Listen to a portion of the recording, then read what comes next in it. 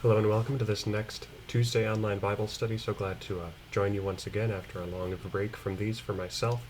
But today we're going to dive into a new topic, which we're going to call Making the Bible. The goal of this topic will be to help you understand how we got the Bible in the shape that you see it today. When you look at a modern Bible, the Bible has all kinds of different bits and bobs and all kinds of things that you might not expect to be there if you knew the way it was originally composed and written down and recorded for us. So, as we think about all of these changes over the centuries, I want to help you understand how the Bible was made, what it used to look like, how that changed over time, what it looks like now, how that changes the way we read it, the reasons that we can depend upon the text of the Bible, and the ways that God has transmitted His Word down to us through the centuries. We have lots of reasons to answer this question comfortably and happily, but today we're going to jump right in with our first topic, and this is today's topic, the Old Testament. The Old Testament is a familiar book to you, but as you think about the Old Testament, you probably think about something like this. You've got the Old Testament at the top, Genesis marked in big bold letters, Bible chapter numbers, verse numbers, maybe even little A's and B's and X's and Y's throughout the text to help you understand where the footnotes are and what footnotes are notable. You look to those footnotes for additional information, and maybe you have a study Bible where you have study notes throughout with additional little notes to help you understand what's going on. You also have these subheadings, the creation of the world, to help you understand. But what I want you to ponder just for a brief moment is what the Old Testament originally looked like. Now, take a moment to think about this. As usual with these group discussion questions, I invite you to ponder it for yourself, digest it to the best of your ability, talk about it with a friend or family member, and as you do so, hopefully you get a sense of where we're headed, at least get us on the way. If you don't have a friend or family member to talk about it, feel free to pray or journal over it for just a brief minute.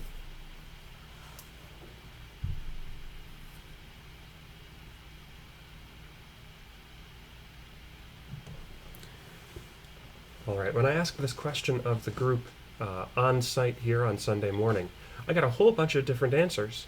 Talked about yellowed paper and old paper, papyrus and vellum, the animal skins that were used for a long time in Bible writing and transmission. Got big giant books, got scrolls. Some even said that the Bible was originally oral tradition, stories that were told from parents to sons to daughters and that kind of thing. And that's all true.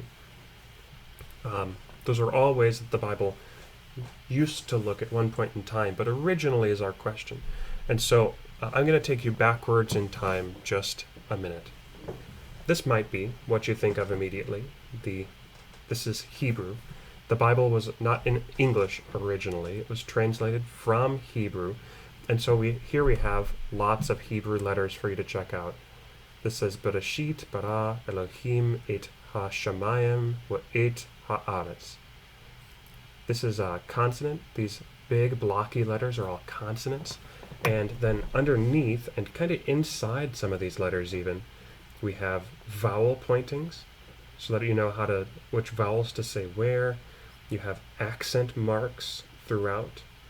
Now, you don't need to know all of this, so I'm just trying to help you understand what you're looking at. You've got your chapter numbers and your verse numbers, and you even got little helps, like A's and B's.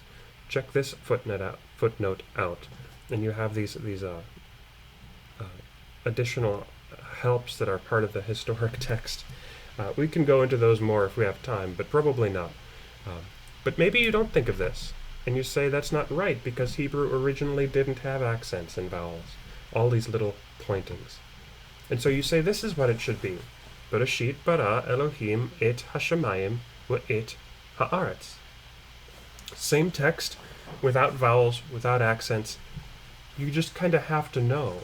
You kind of have to know the text well enough, practiced it well enough, or be really knowledgeable about your Hebrew, so that you can know this is what you put here, this is what you put here, this is how you say this is how you say that. This is the way Hebrew used to be written. But maybe you say that's not right either, because modern Hebrew and Paleo Hebrew had different symbols. Now this is the Samaritan Pentateuch. It's not really, really old Paleo Hebrew, but it'll give you a sense of how different these letters are from these. These are very different, and this just goes back in time even further. The Hebrew people used a script called Aramaic for a long time. Then this is actually believed to be from the Phoenician people, this script. So over time they've been using the scripts of people who've conquered them, interestingly enough, to write down the stories of God. But what we have to come to realize is almost everything is wrong with this question. The Old Testament wasn't originally one big book. The Old Testament wasn't even the Old Testament, it was just the Testament before, if that is even what they would call it. In fact, they probably would have just called it the Torah. And when they called it the Torah, they might not have even had it written down. It might have been originally all told in stories, handed down from parents to children, just as those individuals said in that discussion group on Sunday. Sometimes those stories were handed down easily. Sometimes those stories were handed down with great difficulty. But over time, God preserved his message for us, that we might know him, know his law for our lives, his will for our lives, and know his love as well. So originally the Old Testament was very, very different. It wasn't the Old Testament. It was just God's word, and it was a handful of stories. And we're going to rewind then, before cell phones, of course, before computers, right? We gain a lot of benefits from things like YouVersion and Bible apps. We gain a lot of benefits from computers which can type out the Bible story reliably. But we also go before printing presses in 1500s. We go before that time when you could have a machine create your Bibles for you, to the time when you had to write every single word by hand, mistakes and all. We go before the time of English, before libraries existed, before books, as you know them, existed. Books are great, but books are a relatively recent invention.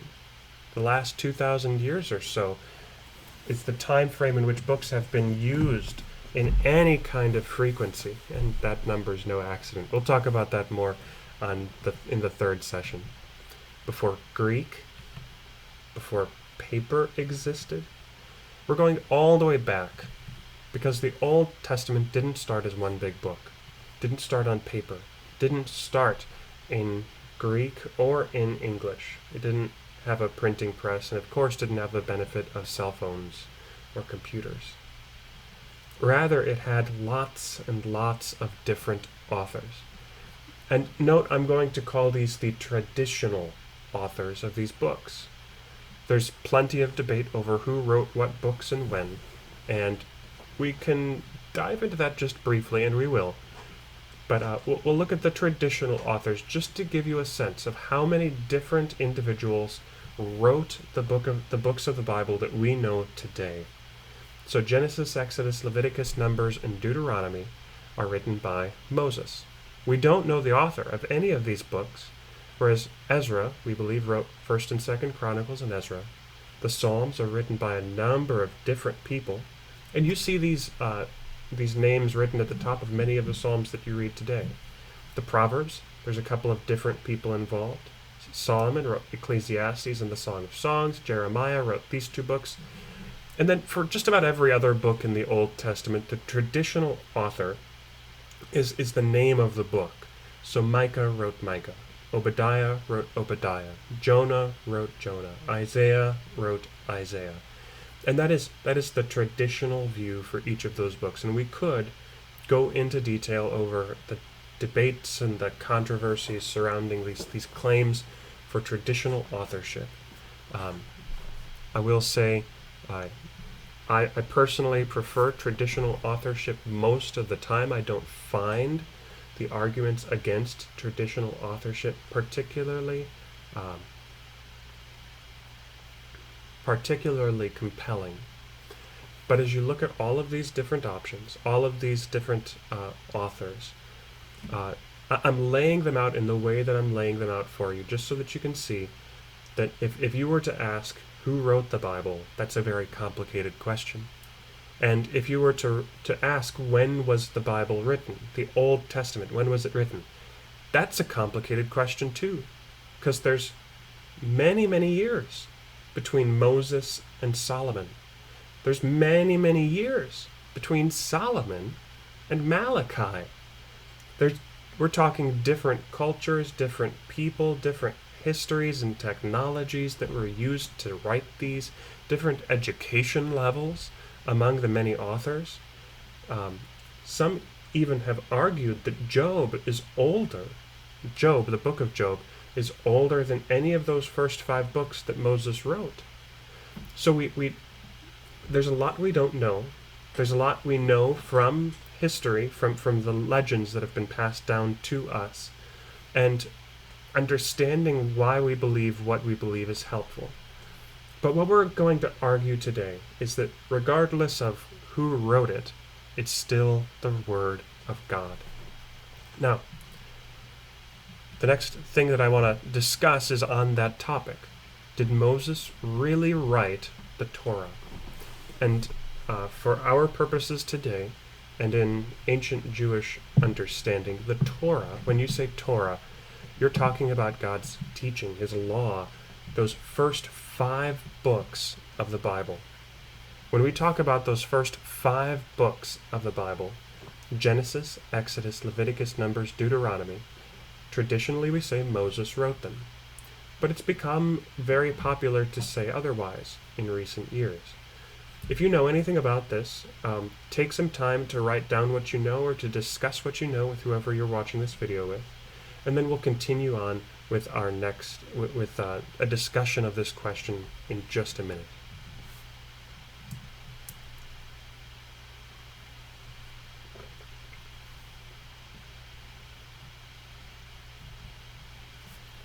All right.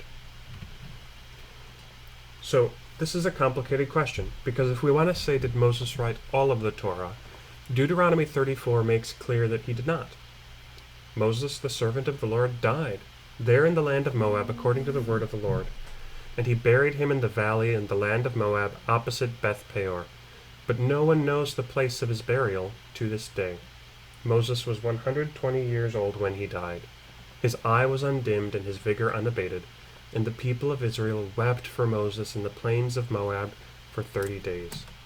And the days of weeping and mourning for Moses were ended. And Joshua the son of Nun was full of the spirit of wisdom, for Moses had laid his hands on him. So the people of Israel obeyed him and did as the Lord had commanded Moses. And there has not arisen a prophet since in Israel like Moses, whom the Lord knew face to face, none like him for all the signs and the wonders that the Lord sent him to do in the land of Egypt, to Pharaoh and to his servants and to all his land, and for all the mighty power and all the great deeds of terror that Moses did in the sight of Israel. So from the very beginning, if we're going to ask, did Moses write all of the Torah, we know the answer is no. Because we have this one section of Deuteronomy where we know Moses couldn't have written it because he's dead. But the question then becomes, and this is a more complicated question than it looks, who wrote this section? Why did they think they needed to add it to Deuteronomy? Did they have Moses' permission to do so?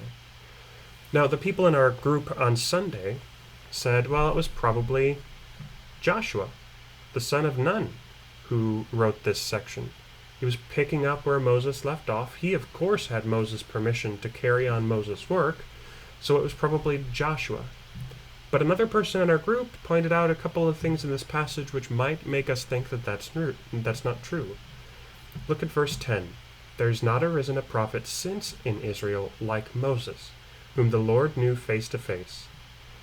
none like him for all the signs and wonders that the Lord sent him to do in the land of Egypt, to Pharaoh and to all his servants, and for all the mighty power and all the great deeds of terror that Moses did in the sight of Israel. So, these 3 verses would lead us to believe that it's been a little while since Moses has died. And it's been noted that over time, another prophet hasn't arisen since. Now, it's possible that Joshua said this, but I think it would be a little strange. So somebody, at some point, felt the need to add this bit to Deuteronomy. Now, that doesn't mean that this is not God's word. If God willed that this become part of Deuteronomy and be passed down to us, then the fact that none has arisen like Moses should be considered significant to us. But as we think about this, we have already the seeds of doubt for Moses having written all of Deuteronomy, all of these 5 books, which is going to cause problems in the historical scholarship of the church. Now, one of the biggest arguments against Moses' authorship is a historic one from the past 100, 150, 200 years. And that's called the documentary hypothesis. Now, this is a vast oversimplification. Everything I'm going to say is going to be really quick. But people noted as they read through the scriptures that God is called by a number of different names in the Old Testament, in these 5 books. Yahweh, Elohim, and because there's these different names that are used, some thought, well, they can't be talking about the same guy. This can't be the same author, or he would use the same name for God. So, somewhat along the lines, posited that the Yahwist and Elohist names represented 2 separate authors, and even represented 2 different works, which these 5 books are based on. Now, this is where it gets complicated. At some point in time, they were combined into one book, but that's not enough, because whoever argued this argued that, well, there seems to be additional material, which probably doesn't fit with the Yahwist and Elohist side in Deuteronomy. So let's say that there was an additional person who edited these books, and they made their own copy, but they got help from somebody else, and so we had a Deuteronomist version, and then we had a priestly version. The priests wanted to add their opinion, so they wrote large parts of Leviticus to talk about worship in the temple. And then at every step of the way, each of these books, these 3 books, were edited by redactors. And a redactor is an editor, a person who's going to review and change and correct and smooth out the roughness between these 2. And they were edited by redactors into one big book, the Torah. The 5 books, Genesis, Exodus, Leviticus, Numbers, and Deuteronomy. This idea that these 5 books represent different traditions, different stories, different sources, different documents, the documentary hypothesis, became very popular and is still in some circles popular today. Now it's true that the supplementary hypothesis is a little more popular, and the fragmentary hypothesis is a little more popular than this documentary hypothesis. But by and large, what you'll find in the Old Testament scholarship is a large and continued trend to argue, Moses probably didn't write those 5 books. Obadiah maybe didn't write Obadiah. Isaiah was actually 3 people, not 1. And they just go on down the line. And it seems to not to disparage them in any way, that just about every book has its authorship and its historic claim doubted by historical scholarship, by more liberal Christian scholarship and non-Christian scholarship. But why? Why would you want to suppose that there's this really complicated map, or even, for that matter, the supplementary hypothesis, which is really easy, that the Deuteronomist was edited by the Yahwist, who was edited by the priestly person, which eventually became the Torah, the Pentateuch. That's a little smoother. It's just straight on down the line. The Deuteronomist, Yahwist, priestly, Torah. Or the fragmentary hypothesis, where you just say they were all different documents and one person made them into one document. All of these are popular. But why? Well, I believe personally that it's popular because if Moses didn't write it, it loses some of its authority. If Moses didn't write it, then you can say, well, the priests just had an agenda. You can ignore what the priests had to say. The Deuteronomists, they had an agenda. You can ignore what the Deuteronomist had to say. This desire to posit different authors, I believe, is ultimately, whether intended or not, subversive to the authority of the text. Now, it doesn't have to be, but it's typically used that way. Who am I to doubt the scholars who have done so much work, we might say?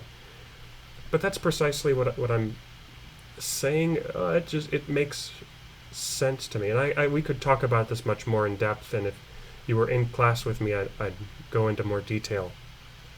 But I think it suffices to say that we can't throw out the entire idea that they're proposing, because if you go back to your Pentateuch, those 5 books, Genesis, Exodus, Leviticus, Numbers, Deuteronomy, you'll see that, well, regardless of who wrote it, there's lots of sources used in creating these 5 books.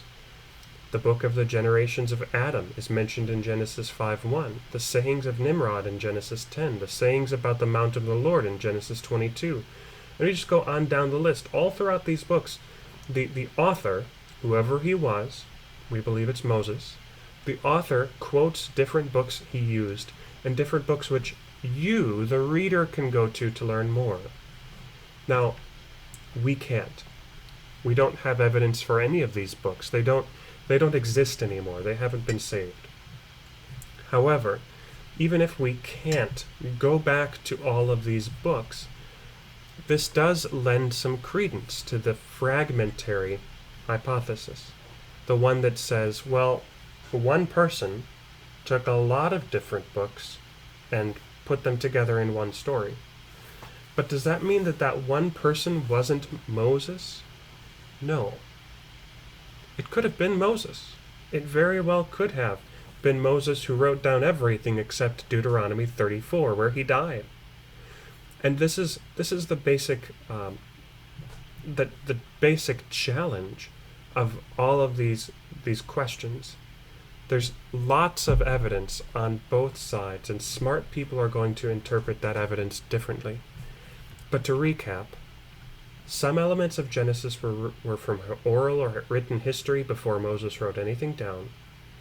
And it should be noted that oral stories, probably were involved in the original transmission of these ideas. Between Adam and Moses, they weren't writing everything down. So Moses depended on probably stories that he heard from his mother, or from his neighbor, or from the priests in Israel, or from the Egyptian histories for that matter. Moses was a well-educated guy in the courts of Egypt, and that's why he has access to all of these books to draw on when he's working on Genesis, Exodus, Leviticus, Numbers, and Deuteronomy. But we don't know what happened to any of these sources which Moses mentioned. But, and I think this is important, we have no evidence to support the documentary or supplementary hypothesis as it's posited. The fragmentary hypothesis part is incorrect. Ignore that on the screen. But we don't have the the documents, or we've never in the history of all the things that we've discovered from the ancient world discovered any evidence to suppose that these two exist. They're entirely hypothetical. And we do know that Moses probably didn't write Deuteronomy 34. That's where we've gone so far. Now, why is all of this important?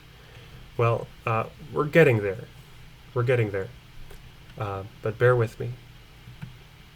Now, we're going to jump way ahead in history, because to understand all that we've talked about so far, you need to know that the Old Testament isn't entirely in Hebrew. Two books of the Bible, Daniel and Ezra, are written largely in Aramaic. Now, Aramaic is kind of like German and English, or Aramaic is to Hebrew like German is to English, or Spanish is to Italian. They're very closely related languages, but they're markedly different too. These languages are so different that an Aramaic speaker probably can't easily understand Hebrew, even if he'll pick up a couple of words here and there. Just like a Spanish Italian wouldn't easily, a Spanish person wouldn't easily understand an Italian, or a German wouldn't easily understand an English speaker without additional education. But parts of Daniel and Ezra are in Aramaic, because during the Babylonian exile, Jews, along with pretty much everybody else in the Middle East, began speaking not Hebrew, but Aramaic. They were forced to by the people who conquered them.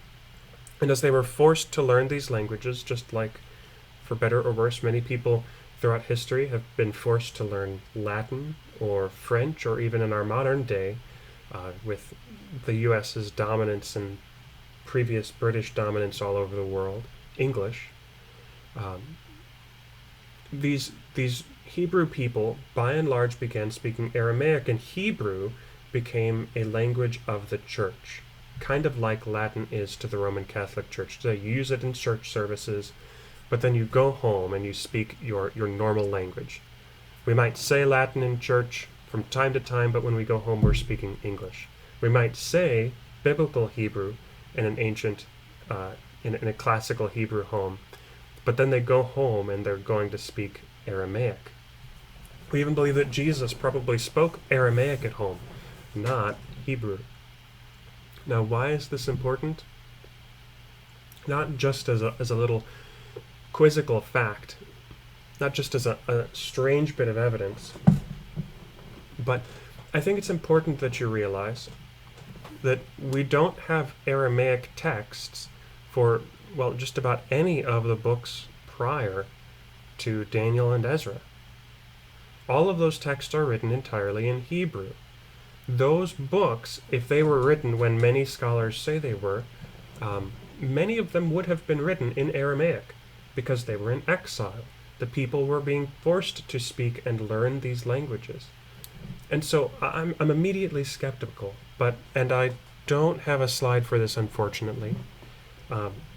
Another strange quirk of the Israelite subjugation by many individuals and many people throughout history is that at one point the Bible was translated into Greek. The Old Testament was translated into Greek. This is what we call the Septuagint. And this Septuagint copy, the legend goes, the ruler said, you've got to translate the books of the Hebrew Old Testament into Greek for me because we want to better control the people through it. The Septuagint was translated in the Old Testament was translated into Greek. The Septuagint was made. The legend says that a whole bunch of scholars were locked in rooms by themselves to produce individual translations, like their own personal translations of the Old Testament. And when they came out, they all matched. Every word was the same in Greek. Now, this is short of a miracle, impossible. And probably this is one of those things that's actually legendary. Didn't actually happen. But one of the reason I'm telling you all of this is not just another historical bit of information, but what you have to understand, we don't have the original copies of Genesis, Exodus, Leviticus, and Numbers. We don't think we have the original copies of just about any of the books of the Old Testament.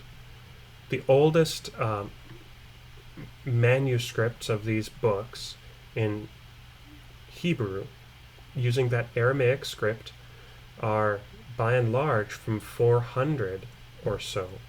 And 400 AD, as in CE, AD, whichever you prefer, they're 1,600 years old. They're very, very old, but they're not when Moses wrote it. It's not when Obadiah wrote it or Isaiah wrote it. But then a hundred years ago or so, the Dead Sea Scrolls were discovered. And they were just discovered hidden away in vases underneath the ground, gigantic stores of texts. And as soon as they were discovered, they began disintegrating as they were exposed to the air. But these well-stored copies, it was realized what was discovered, scientists came in to make sure that they preserved as much of it as possible. And even, this is what you call the Great Isaiah Scroll, entire books of the Bible were discovered in this way. For instance, Ecclesiastes, I believe, was only known in Greek until it was discovered almost in its entirety in Hebrew.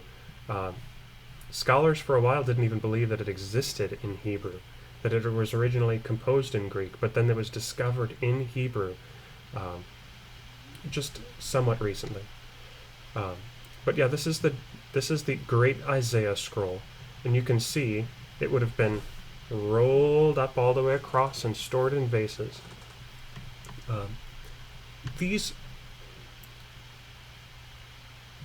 The interesting thing about all of this is that as these books were stored away, history continued to happen, and people continued to copy them from page to page to page to page to page, laboriously by hand.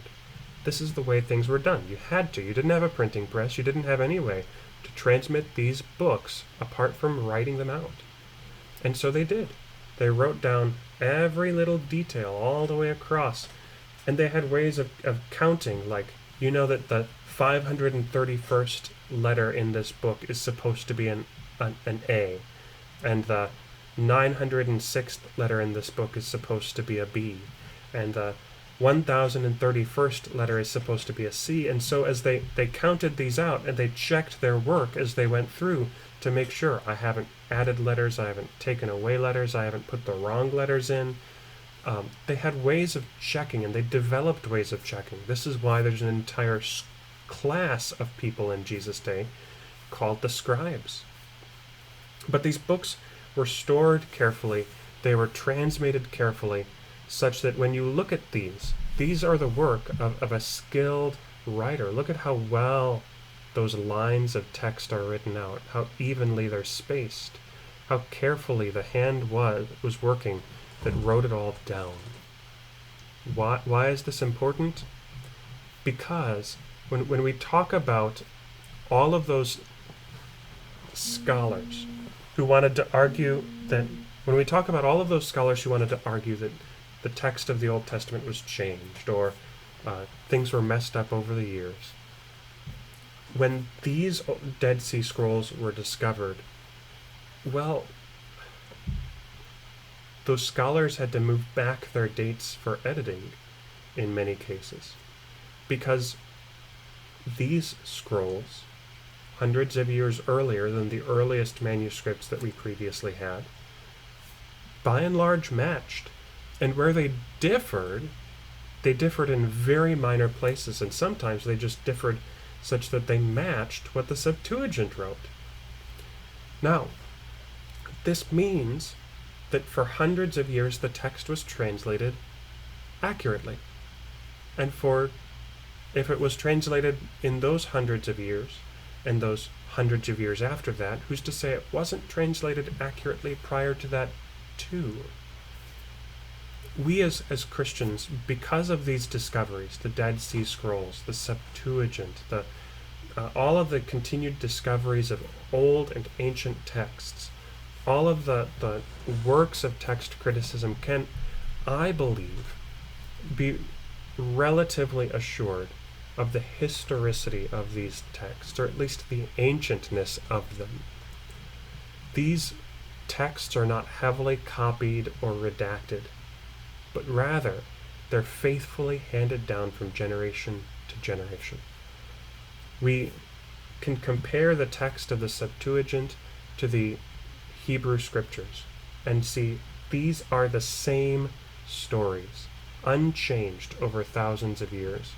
We can compare the Dead Sea Scrolls to the Codex Venensis, I think it's called, and see that for hundreds of years those texts were unchanged. And as we do, we can gain even more assurance in God's faithfulness to his people to give us the book that we need to know him and know his word. Now that's all the time I have today, so I'm going to leave you with that and wish you well.